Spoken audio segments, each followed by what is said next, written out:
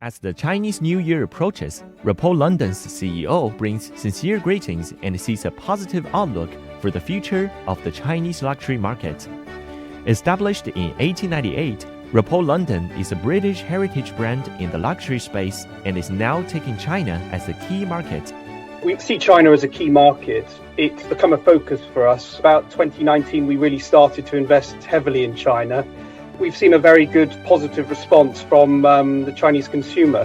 It's set to become one of the largest luxury markets by 2025. So for our industry, it's something that we can't ignore. It's all working in a good direction, and we see good future prospects working in China. So yeah, very encouraging so far.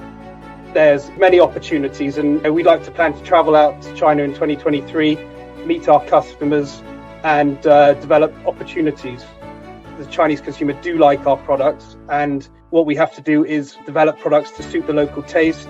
We're working with local designers and artists to produce products for the local market, and I think that will pay off as we develop the market over a number of years.